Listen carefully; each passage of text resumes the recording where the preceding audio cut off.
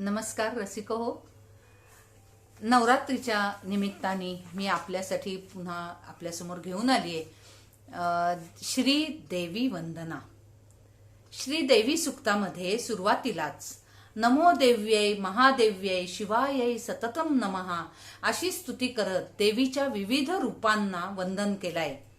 तिच्या असंख्य नावांनी तिला संबोधून प्रकृती, भद्रा, नियती, प्रणिता, रौद्ररूपा, नित्यरूपा, गौरी, धात्री, ज्योत्स्ना, सुखदायिका, चेंदुरूपा, कल्याणी, सिद्धी, लक्ष्मी, शर्वाणी, दुर्गा, दुर्गवासिनी, सारा, सर्वकारिणी, कीर्ती, ख्याती, कृष्णा, अतिसौम्या, अतिरुद्रा, जगतप्रतिष्ठा, विष्णुमाया, शब्दरूपा अशा विविध नावांनी तिला संबोधून वारंवार वंदन केलं आहे.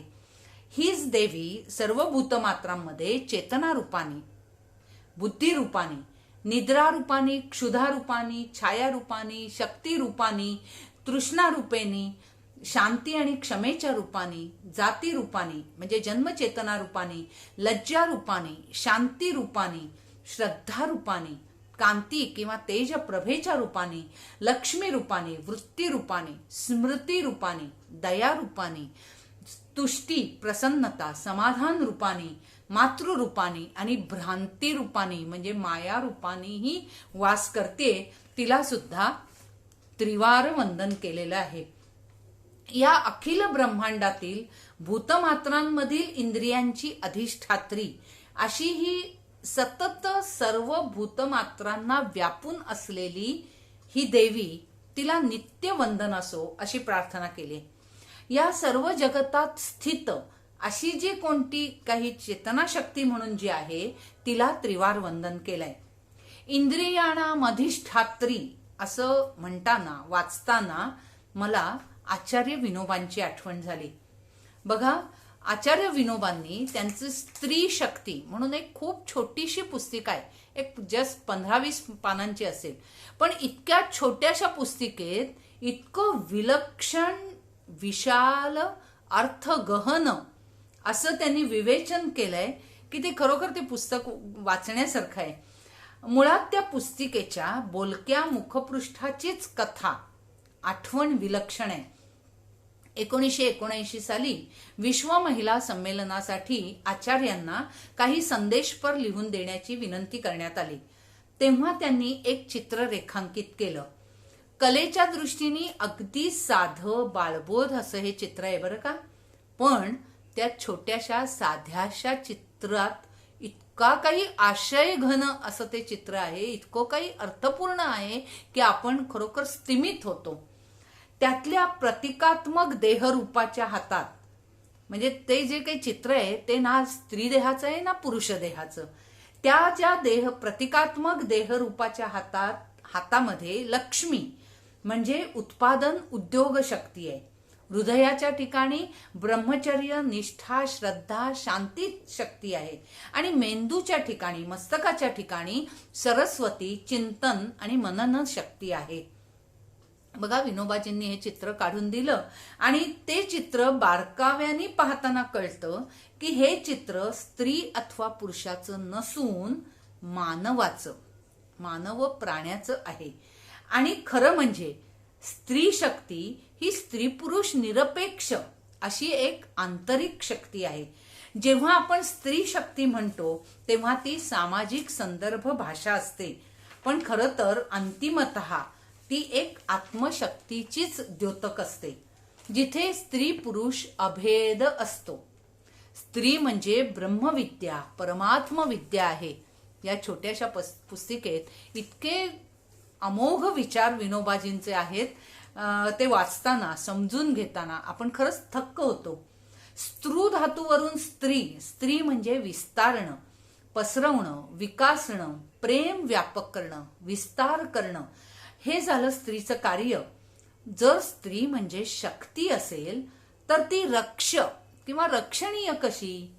एकीकडे ती महान, दुसऱ्यावर म्हणजे एकीकडे ती महान महिला शक्तिशाली जर आहे, तर दुसरीकडे रक्षणासाठी दुसऱ्यावर विसंबलेली अबला कशी असेल? एकीकडे ती दामिनी आहे तर दुसरीकडे कामिनी कशी असेल? हा खरं तर मातृशक्तीचा अपमानच आहे, व्यत्यासच नाही का? म्हणजे विनोबा स्त्री शक्तीकडे, स्त्री म्हणजे आपण जे लौकिक अर्थाने देह स्थूल देहमानाने बघतो ना तसे बघत नाहीत, तर ते त्याच्या पल्याड स्त्री म्हणजे शक्ती रूपाकडे ते पाहतात. आणि मग ते म्हणतात, पुढे त्यांनी फार मार्मिक विवेचन केलंय की जे जे लिहिलं कधी, किती वर्षांपूर्वी, 1979 साली, आणि आजही ते जे विचार आहेत ना ते आजही किती चिरंतन आहेत बघा. विनोबा म्हणतात, आज जग एका वळण बिंदूवर म्हणजे टर्निंग पॉइंटवर येऊन ठेपलाय. शस्त्रास्त्रांची प्रचंड तयारी चालली आहे. म्हणजे विझण्यापूर्वी दिवा मोठा होण्याची ही परिस्थिती आहे का? त्यातच महामारी, निसर्ग कोप, हे सर्व त्या ज्योतीखालची गडद होत जाणारी काजळीच आहे का? बघा आज पण हे सर्व लागू होतंय ना. काय पावसाने थैमान घातलंय, काय त्या कोरोनाची सर्व महामारी आहे. खरोखर हे विचार आजही सर्व आपल्याला काय म्हणतात, म्हणजे अंतर्मुख करतात. या विनोबा पण विनोबा आशावादी आहेत. ते म्हणतायत, या सर्वानंतरचं जग किंवा भावी काळ कसा असेल? अहिंसेचा, एकत्वाचा. जग किंवा पृथ्वी वसुधैव कुटुंबकम, एक कुटुंब होण्याच्या प्रक्रियेच्या उंबरठ्यावर येऊन ठेपले का? शस्त्रास्त्राचा, विध्वंसक वृत्तीचा हा कळसाध्याय आहे. हा काळ पौरुषत्वाचा, पुरुषी वर्चस्व प्राधान्याचा आहे. मग त्यानंतरचा काळ क्षमेचा, शांतीचा, धात्रीचा, स्त्री शक्तीचा असेल का? स्त्री शक्तीच्या काळाची ही पहाट असेल का? प्रेम, दया, क्षमा, शांती, करुणेनं ओतप्रोत अशी ही माऊली शक्ती, माऊली रूप आणि त्यांचं ते पसायदान सत्यस्थिती वास्तव होईल का? विनोबांच्या आईनं त्यांना एक गोष्ट सांगितली. बाळणपण किती कठीण आहे हे तुला कल्पना नाही यायची. पूर्वी हे काम शंकराकडे होतं, पण ते कंटाळले. एकदा 4 दिवसापुरतं त्यांनी हे काम पार्वतीवर सोपवलं. तेव्हापासून ते तिच्याच गळ्यात पडलं, ते कायमचंच. शंकरांनी पुन्हा घेतलंच नाही परत. मग हे काम गळ्यात पडल्यामुळे आपोआप स्त्रियांनी गृहकृत्य दक्ष असणं हे गृहीतच आलं, ओघानीच आलं. आधुनिक काळात इस्टेटीत समान हक्क त्यांना मिळाला, पण आध्यात्मिक अनधिकार लादला गेला तो कायमचा. तो जोवर नष्ट होत नाही तोपर्यंत उज्ज्वल भवितव्य नाही, आणि हा अधिकार कायद्याने मिळणार नाही. जोपर्यंत आद्य शंकराचार्यांसारखी तेजस्वी, ज्ञानी, वैराग्य संपन्न स्त्री आणि स्त्री शक्ती निर्माण होत नाही तोपर्यंत स्त्रियांचा उद्धार दूरच आहे. स्त्री मूर्तीत शक्तिरूप मानलं गेलंय, पुरुष मूर्तीत नाही बरं का. म्हणजे स्त्री देह आकारात शक्तिरूप मानलं गेलंय. विष्णू आणि शंकर हे शक्तीकडे शरण आले आणि त्यांनी महिषासुराच्या त्रासातून मुक्त होण्याची, सोडवण्याची तिला विनंती केली. तेव्हा शक्तीनं तुमची सर्व शस्त्र, आयुध माझ्याकडे द्या असं सांगितल्यावर प्रत्येकानं आपापलं शस्त्र तिच्या हवाली केलं. आणि मग त्या शस्त्रांच्या आधारानं, साह्यानं तिनं महिषासुराचा वध केला. आणि ते शक्तिरूप हे स्त्री रूपच.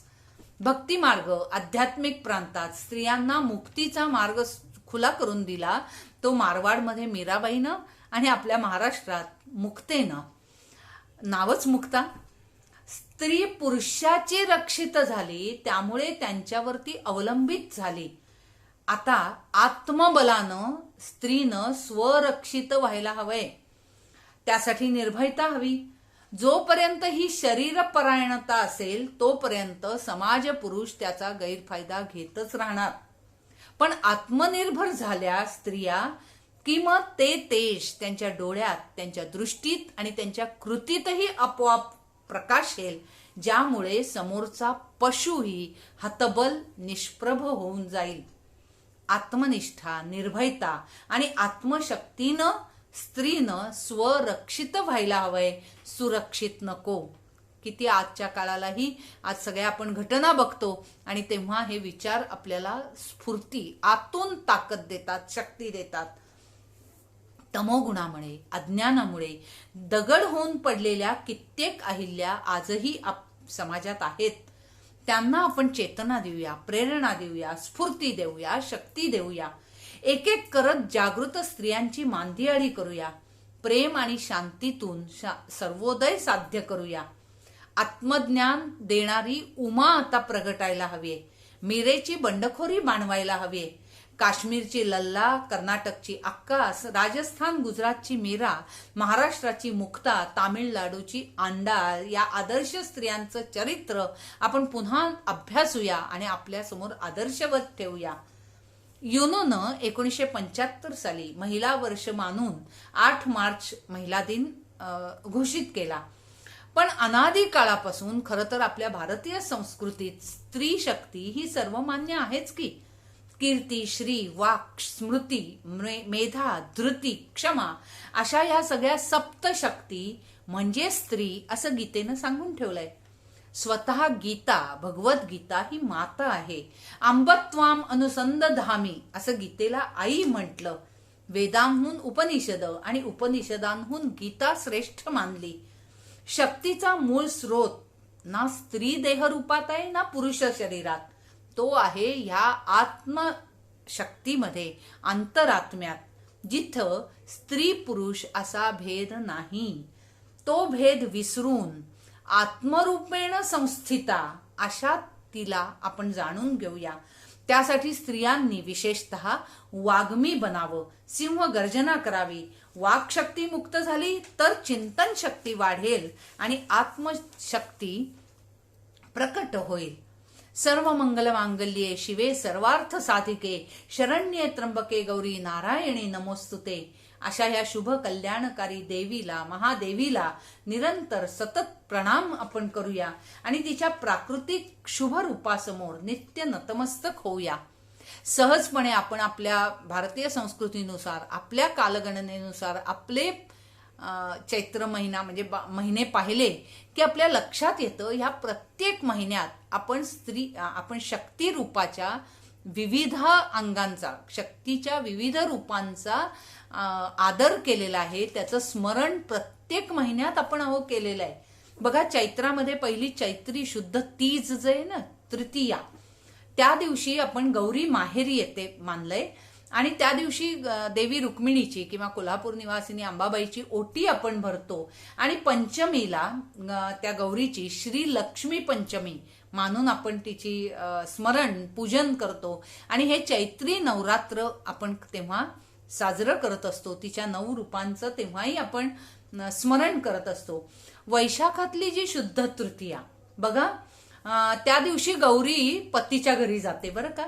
आणि तुम्हाला अक्षय तृतीया जी आपण त्या दिवशी साजरी करतो, वैशाख शुद्ध तृतीया, अक्षय तृतीया बघा, बहिणाबाईंनी त्यांच्या गाणे परत परत बहिणाबाईंची खूप आठवण होतेच आपल्याला की त्यांनी म्हटलंय, आखजीचा आखजीचा मोलाचा सण देखाजी. हा जो आखजीचा सण, मोलाचा क्षण, त्या दिवशी दोलोत्सव म्हणजे झोके बांधले जातात. मुली झोके घेतात, वसंत पूजा होते आणि मग मुली आनंदाने, सुखाने, समाधानाने सासरी नांदायला जातात. ह्याच वैशाख शुद्ध प्रतिपदेला भगीरथ प्रयत्नाने गंगा पृथ्वी लोकावर अवतरली. बघा, वैशाख शुद्ध सप्तमीला गंगा सप्तमी, गंगोत्पत्ती झाली, अवतरली पुढे ज्येष्ठामध्ये, पण वैशाख शुद्ध सप्तमीला गंगोत्पत्ती झाली.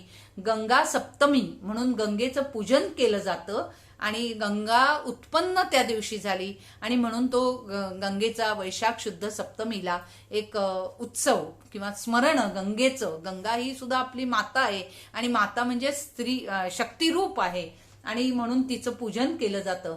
ज्येष्ठामध्ये पुढे गंगा म्हणजे ज्येष्ठ प्रतिपदेला भगीरथ प्रयत्नांनी गंगा पृथ्वी लोकावर अवतरली आणि म्हणून प्रतिपदेपासून दशमीपर्यंत हा गंगा दशहरा उत्सव गंगेचं स्मरण केलं जातं. आणि ज्येष्ठ पौर्णिमेला म्हणजे वटपौर्णिमेला आपण सावित्रीची स्मृती आठवण ठेवतो. पुढे आषाढामध्ये देवशयनी एकादशी असते, म्हणजे दक्षिणायन सुरू झालेलं असतं. पण आषाढ पौर्णिमेला गुरुपौर्णिमा आपण साजरी करतो आणि गुरु माऊली म्हणजे त्यांना सुद्धा बघा माऊली रूप आपण म्हटलेलं आहे. आणि अशा त्या माऊली रूपात त्यांचं स्मरण करतो. आणि आषाढ अमावस्येला दीपपूजा, दिवली अवस, दिवा म्हणजे ज्योती प्रकाशाची आपण तेजाची त्या दिवशी आपण पूजा करतो. पुढे श्रावणात तर काय या शक्ती रूप किती विविध तऱ्हेने, ज्योती रूप, मंगळागौरी रूप, आदित्य राणूबाई रूप, अशा सगळ्या तऱ्हेच्या त्या कृष्णाष्टमीला माऊली जयंती आहे, ज्ञानेश्वराची माऊलीची जयंती आहे, त्या दिवशी पुन्हा माऊली स्मरण. आणि श्रावण अमावस्येला मातृदिन, पिठोरी जी आहे, खरं तर आपल्या संस्कृतीतला मातृदिन आपण त्या दिवशी साजरा करायचा असतो. हल्ली ते मदर्स डे पुढे आपण आपला खरा मातृदिन पिठोरी अवसेला आहे हे विसरलोय. पण सगळ्यात म्हणजे जागतिक ह्याच्या दृष्टीने आपण मदर्स डे करतो वगैरे सगळं ठीक आहे, पण आपल्या पुढल्या पिढीला आपण हे समजावून सांगायला पाहिजे की बाबा रे, आपला मातृदिन हा आपण पिठोरीला मानलेला आहे. पुढे भाद्रपदात बघा, गणपतीच्या आदल्या दिवशी आपण हरितालिका, त्या दिवशी भाद्रपद शुद्ध तृतीयेला गौरी, सुवर्ण गौरी म्हणून त्या हरतालिकेचं पूजन करतो. आणि सखी पार्वती म्हणजे सखीसह पार्वती असं ते आपण हरतालिकेचं पूजन करत असतो. आणि सप्तमीला म्हणजे गणपतीनंतर अनुराधा नक्षत्रावर पाणवठ्यावरचे 7 खडे आणून ज्येष्ठा गौरीला आवाहन करतो, पूजन करतो. आणि मग पुढे अष्टमीला नंतर तिचं विसर्जन करतो. अलक्ष्मी निरसन पूर्वक लक्ष्मी प्राप्तीसाठी आपण हे गौरी पूजन करत असतो.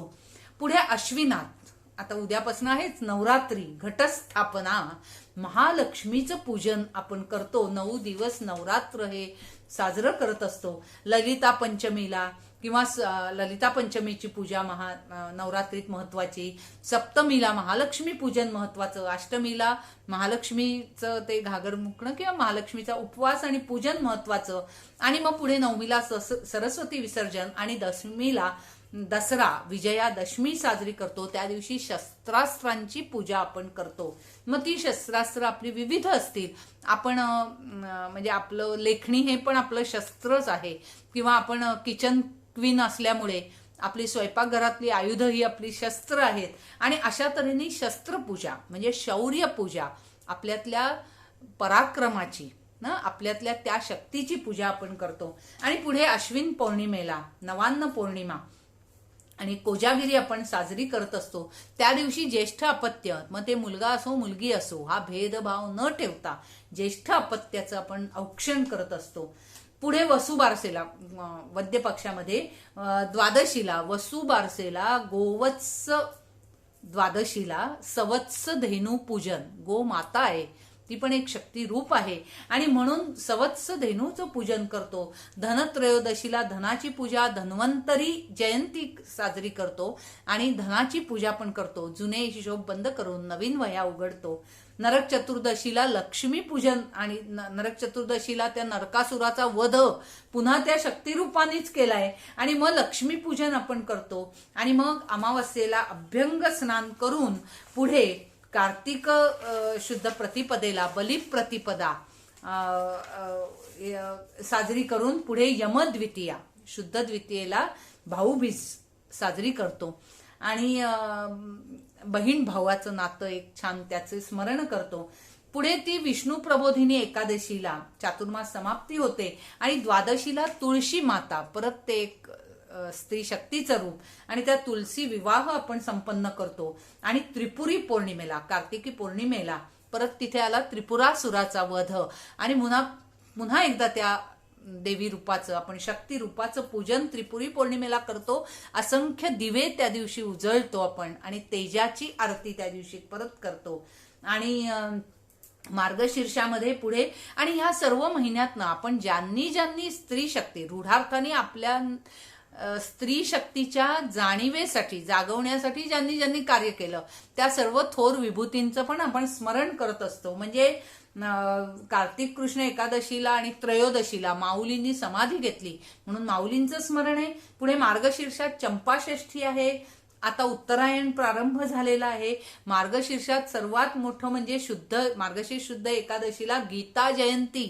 म्हणजे गीता हे जे अमोघ शास्त्र आहे आणि गीता ही जे आपलं स्त्री शक्तीचं एक सुरेख रूप आहे, माता आहे ती, आणि म्हणून तिची जयंती आपण साजरी करतो. आणि पौर्णिमेला मार्गशीर्ष पौर्णिमेला आपण दत्त जयंती साजरी करतो. पण ह्या त्रिगुणात्मक दत्ताच्या जन्माच्या पाठीमागे अनुसूयेची केवढी मोठी तप सामर्थ्य आहे. आणि म्हणून अनुसूयेचं स्मरण पुन्हा एकदा त्या स्त्री शक्तीचं स्मरण अनुसूयेचं स्मरण त्या दिवशी करतो. पौष पौर्णिमेला शाकंभरी पौर्णिमा आहे आणि त्याच्या आधी आपण शाकंभरी नवरात्र पौषामध्ये असतं, ते पण एक आपण नवरात्र साजरं करत असतो. माघात गणेश जन्माचा माघी चतुर्थीला गणेश जन्म झाला की पुढे पंचमीला शांतादुर्गा रथोत्सव असतो. वसंत पंचमी आपण करतो. रथसप्तमीला आपण रथसप्तमीचं ते संक्रांतीचं सर्व ती सांगता असते. आणि पौर्णिमेला मंगेशीची रथयात्रा असते. आणि त्यानंतर येते गुरुद्वादशी. या गुरुद्वादशी नंतर बघा सप्तमीला गजानन महाराज प्रकट दिन आहे, मग दासनवमी आहे, रामदास नवमी आहे, त्रयोदशीला महाशिवरात्री आहे. हे सर्व करून आपण येतो पुढे अखेर फाल्गुनात. आता फाल्गुनाची पौर्णिमा ही काय आहे? होळी पौर्णिमा, होलिका. आणि ही होलिका देवी आहे. म्हणजे आधी सांगायचं राहिलं मकर संक्रांतीला ती सुद्धा ती जी काय वाहन असेल त्याप्रमाणे ते सुद्धा एक काय म्हणायचं शक्ती रूपाचंच एक वेगळं रूप आहे. ती संहार करत येणारी अशी ती असते आणि ते एक वेगळं रूप आहे. शक्ती रूपाचंच एक दुसरं रूप आहे. सुर असुर असे दोन्ही रूपं आहेत. ती शुभ अशुभ दोन्ही तऱ्हेची रूपं आहेत. आणि त्या सर्व करत करत आपण होलिका म्हणजे होळी उत्सव करतो. आणि त्यावेळी काय करतो, जे जे आपल्यात टाकाऊ आहे, जे जे त्याज्य आहे त्या सगळ्याचं दहन त्या होळीमध्ये आपण अग्नीमध्ये अग्नये स्वाहा करत त्याला आपण समर्पित करतो. आणि ती होळी आपण करतो. त्याच्या दुसऱ्या दिवशी जे काही आपण स्वाहा केलं, जे काय म्हणायचं आपण समर्पित केलं, त्याज्य केलं, ज्याचा त्याग केला, त्याचं दहन झालं आणि त्यानंतर ती राख नाही म्हणायची, ती विभूती, ते धुलीवंदन. काय माहितीये का, धुलीवंदन म्हणजे रंगपंचमी नव्हे, पुढे जी पंचमी आहे पौर्णिमेनंतर जी वद्य पंचमी आहे फाल्गुनातली, ती खरं तर रंगपंचमी आहे. आणि रंगपंचमीच्या दिवशी आपण खरं तर रंग खेळतो बरं का. पण आता काय झालंय, होळीच्या दुसऱ्या दिवशी धुळवड, आणि धुळवड म्हणजेच जणू काही रंगपंचमी असा एक चुकीचा समज. आणि त्या दिवशी नको नको ते मेसेज रंगपंचमीचे त्याच दिवशी टाकले जातात अज्ञानाने अनवधानाने. पण आपली सर्वांची जबाबदारी आहे की आपण आपल्या पुढल्या पिढ्यांना म्हणजे नातवंडांना किंवा यांना समजावून दाखवून दिलं पाहिजे की बाबा रे, रंगपंचमी म्हणजे गोकुळात जो रंगपंचमी छानपैकी खेळली गेले, सगळं रंगांचं जे मिलन आहे, तो रास जो आहे, ती रंगपंचमी वेगळी. होळीच्या दुसऱ्या दिवशी जे ते धुलीवंदन आहे. आणि असं म्हणतात की त्या म्हणजे आम्ही तर लहानपणी करायचोच की ती जी आच असते आदल्या दिवशी रात्री होळी पेटवलेली असते आणि ती जी आच असते त्याच्यावर तापवलेल्या पाण्याने आधी त्या होळीच्या इथली ती जी राख आहे, ती जी विभूती आहे, ती अंगाला लावायची आणि मग त्या होळीच्या त्या आचेवर तिथे गरम केलेल्या पाण्याने आंघोळ करायची, अशी खरं तर प्रथा आहे. आणि हे पुन्हा एकदा नव्याने आपल्याला सगळ्यांना समजावून सांगायला पाहिजे. आणि रंगपंचमीच्या दिवशी मात्र छान सुरेख केशराचा रंग करावा, घरी कृष्णाला पांडुरंगाला केशर लावावं आणि मग देवांना सर्व आपल्या. आणि मग ती रंगपंचमी आहे.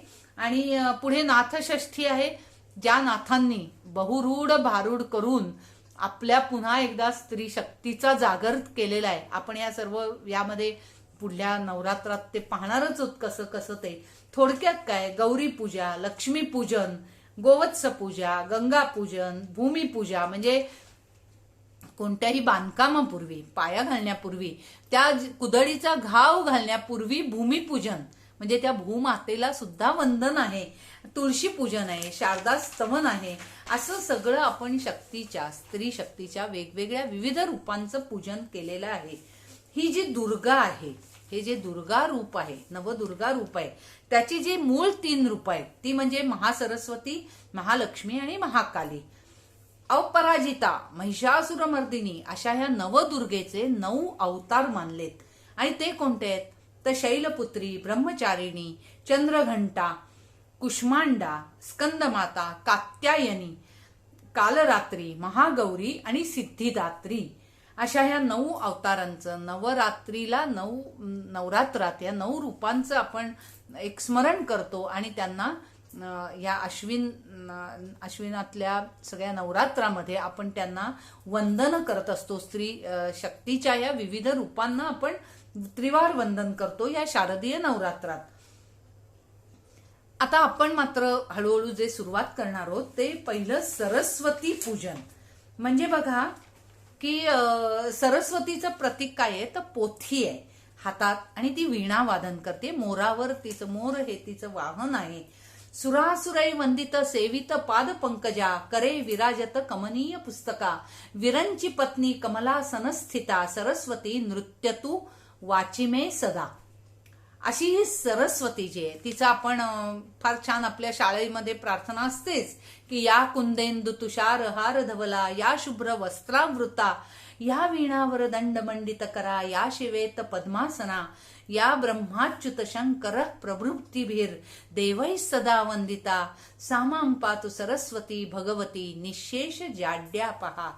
अशा ह्या सरस्वती पूजनाने पहिल्यांदा, कारण आपलं म्हणजे आपण जे काही मी बोलते किंवा अभ्यास करते त्यामुळे सरस्वती शिक्षण. आता शिक्षण हे काय आहे, शिक्षण क्षणोक्षणी शिकायचंय ते हे शिक्षण. आणि तो श्री गणेशा जो आपण करतो ती जी सरस्वती, तिच्यासाठी मला आता इथे परत एकदा आपल्या बहिणाबाईंची खूप आठवण होते. लौकिकार्थाने त्या निरक्षर पण अहो काय जीवनाविषयीचं शाश्वत सत्य, चिरंतन ज्ञान जे काही अप्रतिम त्यांनी आपल्याला दिलं, त्यांच्या त्या सहज स्फुरणाऱ्या, म्हणजे त्यांच्याच भाषेत सांगायचं तर जात्यातनं भुरुभुरू पडणाऱ्या पिठासारखं त्यांच्या मुखातून काव्य बाहेर पडायचं. आणि अशा त्या बहिणाबाई बघा, त्या बहिणाबाई किती सुंदर त्यांचं म्हणजे ते की त्यांना विचारलं की बाई ग तुला हे कसं सुचतं, तेव्हा त्यांनी काय उत्तर दिलं छान, माझी माय सरस्वती माले शिकविते बोली, लेक बहिणाच्या मनी किती गुपित पेरली, माझी माय सरस्वती. अशा या बहिणाबाईंना वंदन करून की काय त्यांनी अप्रतिम त्यांनी रचना आहेत बहिणाबाईंच्या खरोखर. आणि सरस्वती रूप म्हटलं ना की खरंच सांगते मला त्या बहिणाबाईच डोळ्यासमोर येतात. आणि अशी ही सरस्वती रूप म्हणजे तीन जगन्माता आपण म्हटलेत की जी विद्यादायिनी सरस्वती, धनदात्री लक्ष्मी आणि तपस सामर्थ्य दात्री पार्वती किंवा काली, अशा ह्या 3 रूपातल्या सरस्वती या रूपाकडे आपण उद्या वळणार आहोत. पण आज याची सांगता करताना मला एकच सांगावंसं वाटतं की बघा कित्येक पिढ्या आपण रूढी, समज, परंपरा, कर्मकांड, अवडंबर यामध्ये इतके काही लॉकडाऊन झालो होतो, खरोखर इतके लॉकडाऊन झालो होतो की त्याच्याकडे पाहण्यासाठी विवेक आणि विचाराच्या मास्टरकीनं ती कुलूपबंद दारं, ती अंतर्मनाची कवाड उघडण्यासाठी, ते सर्व अनलॉक करण्यासाठी खरं सांगू का आजचा हा जो लॉकडाऊनचा काळ आहे ना तो मला तर वाटतं इष्टापत्तीच ठरलेला आहे. आपल्याला कळलंच नव्हतं आपण किती तऱ्हेनी लॉकडाऊन होतो. बघा तुम्हीच विचार करा, आपण सर्व विचार करू की किती तऱ्हेने मी ती लॉकडाऊन होते. आणि किती हळूहळू अंतर्मुख एंट्रोपाय व्हायला लागल्यावर आता कळायला लागलो की हा जो लौकिक अर्थाने लॉकडाऊन आपल्याला सहन करायला लागतोय तो खरं तर आपल्याला इष्टापत्ती आहे. शरीर तर आपलं धावतच होतो, आपण वेड्यासारखे कुठेतरी म्हणजे हातचं सोडून पळत्याच्या मागे धावतोय अशी आपली गत होती. आणि मन तर काय, ते तर कुठेही सैरावैराच आहे. पण आपल्याला शरीराने एका जागी बसवल्यावर, या सगळ्या महामारीमुळे शरीराने एका जागी बसवलंय, लॉकडाऊन केलंय, घरामध्ये बांधील केलंय, 4 भिंतीत अडकवलंय, त्यावेळी आपल्या मनाची आपण बघा विचार करायला लागलो की ह्यातनं बाहेर पडायला काय आहे. आणि मग खरं सांगते ना की या आधुनिक तंत्रज्ञानाला हॅट्स ऑफ आहेत की दुनिया मेरी मुठ्ठी में, हे जे 4-5 इंचाचं जे काय अद्भुत आहे ज्याच्याद्वारे आपण सगळ्या जगाशी कनेक्टेड आत्ता आहोत, ते दुनिया मेरी मुठ्ठी में असं जे आहे त्यातून आपल्याला किती अगाध ज्ञान मिळतंय, आपण सर्वांबरोबर शेअर करतोय, आपण विकासच जातोय. मगाशी जे म्हटलं स्त्री शक्ती म्हणजे विकासणं, तर खरोखर आपण आपोआप शरीराने लॉकडाऊन झाल्यावर आपलं मन विकास, आपण एंट्रोपाय अंतर्मुख झालो. आणि हे सतत धावणारं शरीर लॉकडाऊन झाल्यावर या 4 भिंतीत स्थिरावल्यावर आपोआप आपलं मनही स्थिरावायला लागलं. बघा विचार करा, किती मन शांत, की ठीक आहे, ऍक्सेप्टन्स आपला वाढला, आपली सहनशक्ती वाढली, आपली दृष्टी बदलायला लागली. आणि मग हळूहळू हे मन स्थिरावल्यावर आता मला जाणवतं की हे जे आपण सगळं करतोय पुष्कळ काय काय, म्हणजे मी स्वतः कधी असं यूट्यूबवर करेन किंवा काही असं वाटलं नव्हतं, तर मला असं जाणवायला लागलं की हा काही लॉकडाऊन टाइमपास नाहीये माझा, हा लॉकडाऊन टाइमपास नाहीये, तर हा टू अनलॉक बोर्डम आहे ना. असं आहे की आपण आता ह्या उद्याच्या नवरात्राच्या निमित्ताने ह्या मनाच्या चिदाकाशात क्षमा, दया, शांती, बुद्धी, स्फूर्ती, कीर्ती, शक्ती, भक्ती आणि तृप्तीचे नवघट हे नवरात्र आता आपण इथे स्थापन करूया. आणि ह्या शक्ती रूपाकडे एका वेगळ्या डोळस यांनी पाहायला लागूया. आणि मग आपली ही कवाडं आपोआप खुली होतील. मला तर पुष्कळदा असं वाटतं की अहो ज्याचा जन्मच मुळी बंदिवासात लॉकडाऊन मध्ये झाला होता आहे ना, कृष्ण लॉकडाऊन मध्ये होता, आमचे सावरकर तिथे अंदमानात लॉकडाऊन होते, मंडालेच्या तुरुंगात टिळक लॉकडाऊन होते, कित्येक सगळे आपले जे योगी आहेत ते स्वतःला किती लॉकडाऊन करून घेतात नाही का हो. समाधी अवस्थेत असतील, त्या तपस साधनेत असतील, साधनेमध्ये असतील, कुठेतरी अज्ञात स्थळी जाऊन बसत असतील, आमचे तुकाराम महाराज भंडारा डोंगरावर जाऊन बसत असतील. आणि मग ते स्वतःला जाणीवपूर्वक शरीराने लॉकडाऊन करत पण मनाने अनलॉक होत, ती कवाड म्हणजे उजेडी होऊन उजेड राहिले आहे ना. काय तो इंद्रायणी काठी सुरेख अभंग सदृश अशी ती रचना आहे ना, की उजेडी होऊन उजेड राहिले.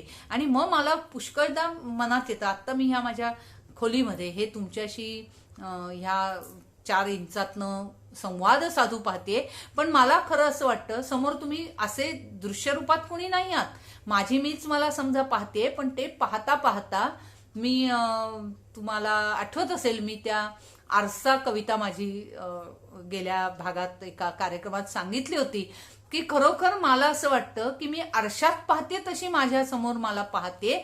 आणि ते पाहता पाहता त्या आरशा पल्याडचं रूप नव्हे स्वरूप मला दिसतंय. आणि ते स्वरूप जाणून घेण्यासाठी ही नवरात्री आहे.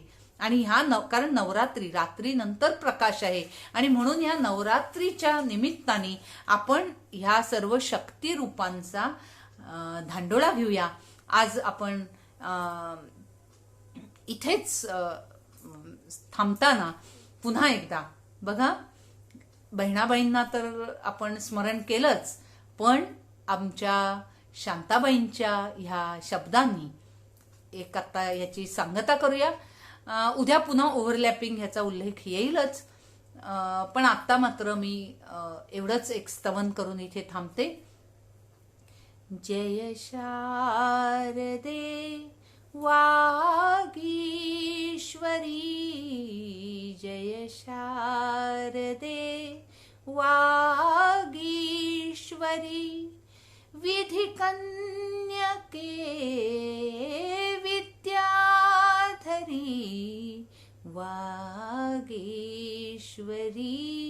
वागीश्वरी, जय शारदे वागीश्वरी. धन्यवाद.